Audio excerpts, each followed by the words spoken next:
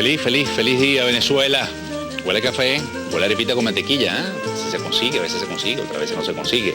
Mi abrazo invisible, soy William Echeverría. Gracias por darme, siempre lo digo, este privilegio de poder entrar en tu casa, en tu hogar, en tu oficina. Nos puedes seguir allí a través de Twitter, @quijoteando. Lo tienes allí en pantalla, en la red Twitter, @quijoteando. Información precisa, al instante, confirmada a través de @quijoteando. Hay venezolanos que hacen un gran esfuerzo y hacen un gran trabajo, y a veces, por esta dinámica envolvente de la noticia, no tenemos a veces la oportunidad de escuchar esa Venezuela, digamos, distinta, esa Venezuela en la que posiblemente muchos soñamos. Y ese es el caso del joven que voy a presentar a continuación, Tomás Chacón. Él es coordinador del programa de economía del Centro de Divulgación del Conocimiento Económico para jóvenes y para niños. ¿Cómo estás, Tomás? Bienvenido. Muchísimas gracias por la invitación. No, vale, gracias por venir. Tomás, ¿de qué se trata, digamos, en líneas generales, este programa que busca enseñar la economía a jóvenes y niños? Nosotros partimos de que la economía es sentido común, refinados por el análisis y la razón organizada. Si ese sentido común está inmerso en nuestra cotidianidad, desde muy temprana edad, lo que pasa es que no lo conocemos. Lamentablemente nuestra economía está enmarcada en un lenguaje muy técnico, y nosotros tratamos de mostrar que en esa cotidianidad nosotros podemos aprovechar esos principios básicos de economía para aprovechar nuestras capacidades humanas, para aprovechar nuestras potencialidades y tomar decisiones que nos generen mayor bienestar. ¿Y eso se traduce en qué? En mejorar, por ejemplo, la calidad de vida de doña Loli, de don Enrique, de Jesús y de María, que nos están viendo allí a esta hora. Por supuesto, porque la economía se centra en la toma de decisiones. Ajá. Y esa toma de decisiones busca analizar las consecuencias de las acciones más que de las intenciones. A veces nosotros estamos inmersos de buenas intenciones, y la economía nos enseña cómo obtener buenas acciones en función a nuestro sistema de valoración. Ponme un ejemplo de eso. Nosotros partimos principalmente en qué valora la economía o cómo nosotros valoramos, y es lo principal de todo ser humano. Y de eso surgen varias interrogantes, como por ejemplo, ¿por qué un diamante, si es de menor utilidad que un vaso de agua, por qué un vaso de agua vale mucho menos que un diamante? Y por lo general nosotros entramos así con nuestros temas de economía, y surge esa inquietud, y verdaderamente el agua es de mayor utilidad. ¿Y qué pasa entonces ahí con el diamante? Porque claro, el diamante es más costoso. Lo que pasa es que, disculpa que te interrumpa, pero cuando hablamos ahora del agua y del diamante, fíjate que de acuerdo a lo que hemos leído por allí, los análisis que hacen justamente colegas tuyos, es que, digamos, ya estamos viviendo la batalla por el agua. Ciertamente. La batalla global por el agua, es decir, los países desarrollados necesitan, aparte de los recursos, en este caso como el petróleo, necesitan del agua, ¿no? Sí, pero a pesar de ello, sí, ahorita ponemos a comparar a alguien, a escoger entre un vaso de agua y un diamante, la gente escoge el diamante. Estamos claros. Y esperemos que no lleguemos a ese extremo, que ni siquiera podamos tener el vaso de agua. Y la respuesta de ellos es el centro de la economía, que nos da a responder muchísimas preguntas. Por ejemplo, la escasez es la razón por la cual el diamante es más costoso que el agua, y nosotros valoramos aquello que es más útil y escaso.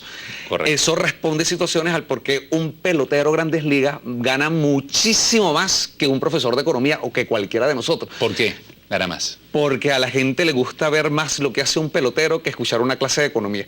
Yo le digo a mis estudiantes, me gustaría que pudiera ser yo para llenar un estadio de béisbol y que las personas deseen escuchar una clase de economía y hasta que lo vean por televisión. Fíjate qué interesante, porque tú estás hablando del pelotero de Grandes Ligas y estás hablando del profesor de economía. Sí. Y ambos deben tener unas habilidades. Por supuesto. Ambos tienen que tener unas destrezas. Ambos tienen que tener un conocimiento. Es decir, tú no puedes llegar de improvisado a las Grandes Ligas, porque no llega. Porque además hay muchísima competencia. Y es la competencia además basada en la meritocracia, pero igual el profesor.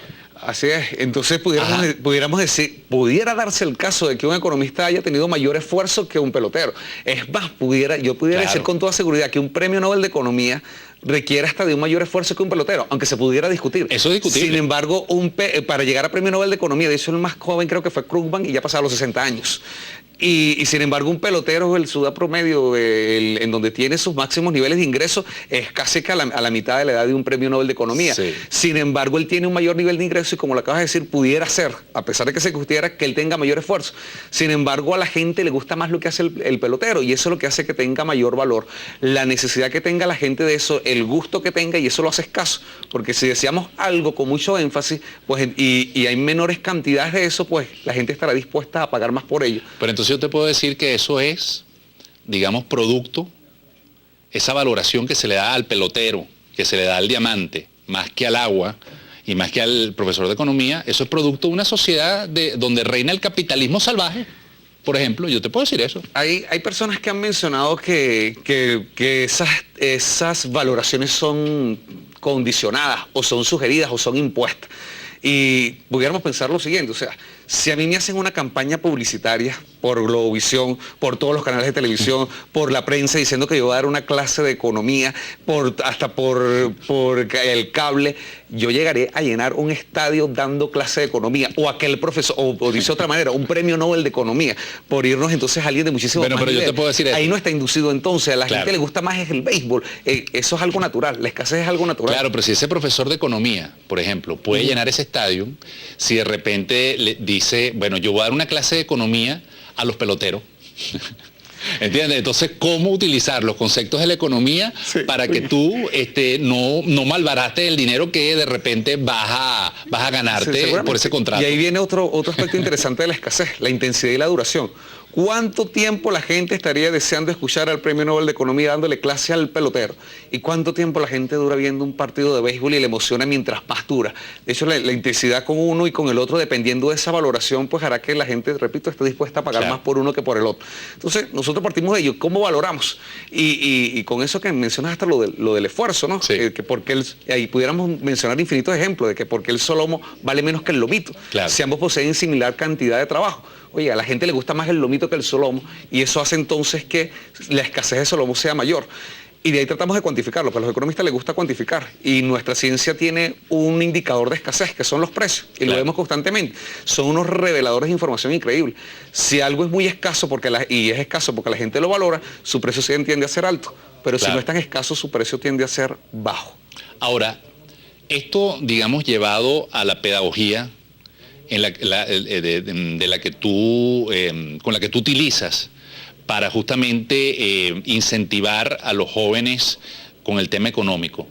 Por ejemplo, ¿qué tema, a los niños, por ejemplo? O sea, ¿qué tema tú tocas con los niños para enseñar economía? ¿O esto no es una manera de manipularlos con los conceptos capitalistas de ultraderecha, como diría el Partido Socialista Unido de Venezuela, o de capitalismo salvaje, o de neoliberalismo?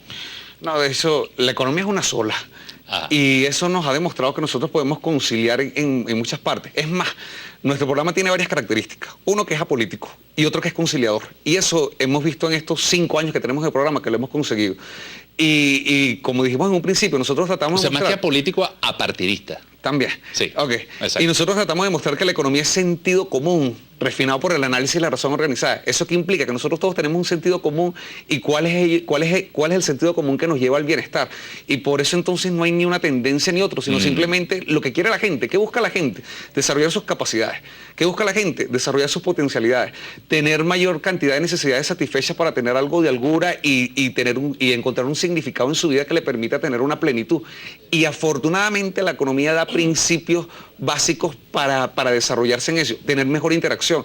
Nuestra economía es muy solidaria, lo que nosotros enseñamos, nosotros buscamos la manera de tener intercambios que nos beneficien mutuamente. Yo quiero que entonces sobre eso me pongas un ejemplo, ¿te parece? Por supuesto. Al regreso. Okay. Con nosotros, amigos, Tomás Chacón. Interesante programa hoy, con el coordinador del programa para niños y jóvenes del Centro de Divulgación del Conocimiento Económico, aquí en La Mañana.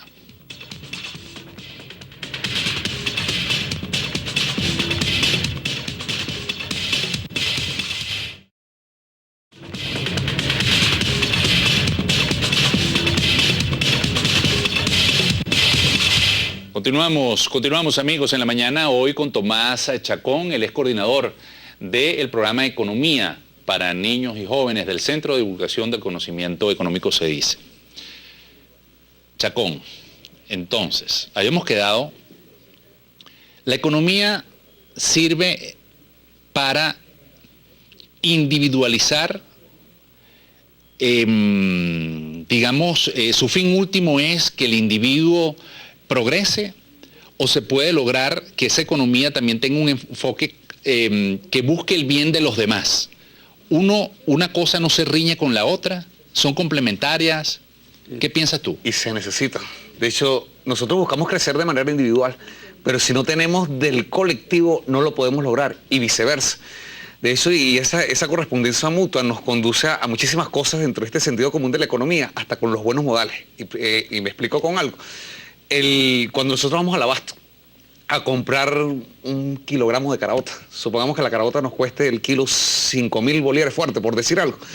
Si yo voy a ese supermercado, voy donde el chino, por ejemplo, yo le entrego al chino 5.000 bolívares fuertes y él me da 1 kilogramo de caraota. ¿Qué valoraré yo más? ¿Los 5.000 bolívares fuertes que entrego o las caraotas que recibo? No sé si aplica esa la pregunta. Sí. Y por supuesto que valoro más las caraotas que recibo que el dinero que entrego. Si no, no hubiese hecho el intercambio. Y por ello entonces, cuando hablo de los buenos modales, que yo debería darle las gracias, porque me está dando algo que valoro más a los que estoy entregando. Y en el caso contrario, ese chino valora más el dinero que recibe que las caraotas que entrega. Correcto. Entonces hay un beneficio mutuo, porque ambos están valorando más lo que reciben que lo que entregan. Ambos quedan satisfechos. Exactamente. Existen fallas en los mercados y el Estado trata de solventar eso, pero en condiciones normales eso ocurre. Bueno, y para eso existen mecanismos en dado caso cuando un beneficio mutuo no se consigue.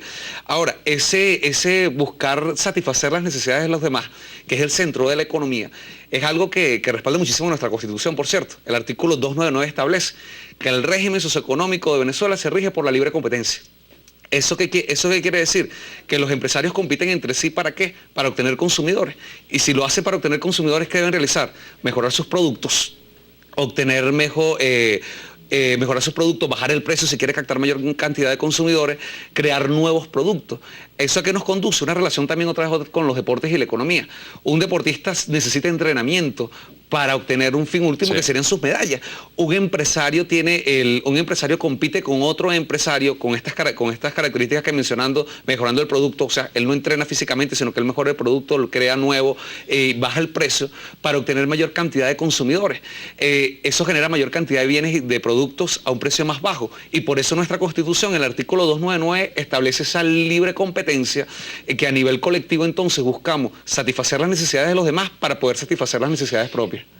El tema de la ética, porque eso, digamos, dicho en teoría, se puede entender perfectamente, pero de repente yo, empresario, me uno con otro, y me uno con otro, y me uno con otro, y de repente yo comienzo a cartelizar un precio de un producto. Sí. Entonces se pueden producir, entonces ahí vienen los oligopolios, vienen los monopolios. Entonces, ¿son distorsiones o no? Por supuesto. Entonces, y ahí entra entonces un poco lo que sería la valoración ética de la economía. Y más que ético, puede tener un enfoque netamente moral, legal. Ajá. De hecho, en el mundo se ha evolucionado con respecto a eso, de que cómo solventamos el hecho de que un intercambio beneficia a ambos. Fuera de Venezuela eso se ha venido tratando desde finales del siglo XIX. Acá en Venezuela, en el año 92, se creó una superintendencia llamada Procompetencia, ajá, que busca Procompetencia, oye, que no existan cartelizaciones que impida entonces un beneficio mutuo. De ahí viene entonces eso de que cuando el Estado debe intervenir para que esos intercambios sean verdaderamente beneficiados. Ajá. Es más, ese artículo 299 que mencionamos sobre libre competencia es defendido por esta superintendencia llamada Procompetencia. ¿Para qué? Para que se obtengan los beneficios de la competencia, que es que haya mayor cantidad de productos. Entonces podemos definir, sin ser reduccionistas, pero tratando de esto de decirlo en una frase, tanto Estado como sea posible, tanto mercado como sea necesario. Esa es una frase muy popular y muy necesaria, y es hacia donde nosotros caminamos en este sentido común. El Estado regula. ¿Quiénes caminamos? Venezuela, el mundo. La humanidad, este sentido común que nos lleve a esos intercambios que nos generen beneficios. El Estado tiene una participación de regular para que nosotros expresemos libremente nuestras preferencias. De hecho, eso también es expresado en el artículo 112 de nuestra Constitución. Toda persona tiene derecho a dedicarse libremente a la actividad económica de su preferencia. Esa es una evolución humana indiscutible. De hecho, un ejemplo que nosotros utilizamos cuando damos nuestros talleres en relación con eso, mencionamos a la civilización inca. Correcto. En el imperio inca existían unos contadores públicos. Obviamente no se llamaban contadores, claro, se llamaban quipucamayo. ¿Qué hacía un quipucamayo? Como no tenía un sistema de numeración, que de hecho no habían llegado los números arábicos ni los romanos, el imperio inca no tenía un sistema de numeración, ellos utilizaban nudos. Entonces con especies de nudos contaban la producción agrícola, el número de personas, cualquier tipo de cuentas. Entonces eso implicaba tener una memoria muy fuerte. ¿Eso que conducía? Que si alguien se podía equivocar con facilidad a alguien. Y un error para un quipucamayo se pagaba con la vida. De ser así, pues nadie quería ser quipucamayo. No había libre actividad económica, entendiendo la actividad económica como la capacidad de producir lo que se quiera y consumir lo que se desea. Si no había libre actividad económica, un niño no podía producir lo que deseaba, no podía desear que estudiar cuando sea grande, a nuestros tiempos de hoy.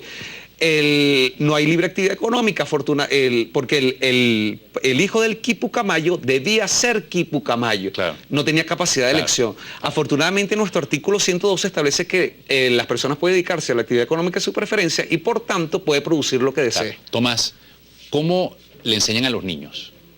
Ponme un ejemplo de esto de la economía para los niños, pero piénsalo ahorita. Hacemos pausa y regresamos. Correcto, con nosotros Tomás Chacón, del programa, coordinador del programa de Economía, Niños y Jóvenes del Centro de Divulgación del Conocimiento Económico, Se Dice, aquí en la mañana.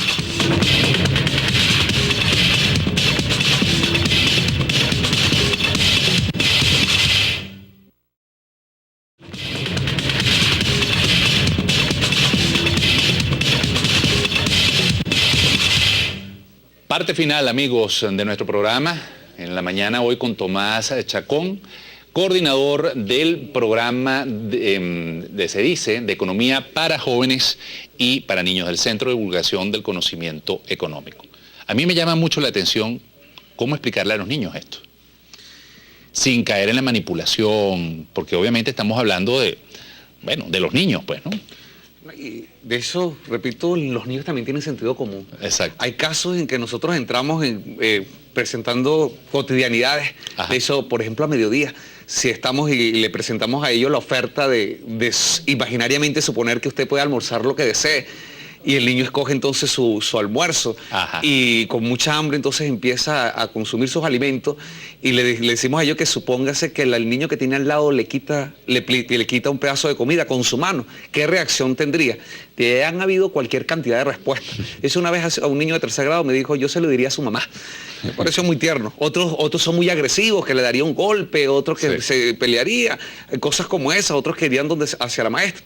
Le cambiamos el escenario diciendo que supóngase que tiene un perro muy grande y también está con... Pero ya va, sobre ese ejemplo, yo también puedo decir, yo quiero compartir con el otro. Sí, pero lo desagradable es que te quiten el plato con la mano, eso siempre nos dejará de... Claro, pero lo que debería promoverse, ¿verdad? Es que, es verdad, esto es mío. Pero tú tienes que compartirlo con los demás. Hay gente que lo plantea, pero si el otro tiene el plato de comida.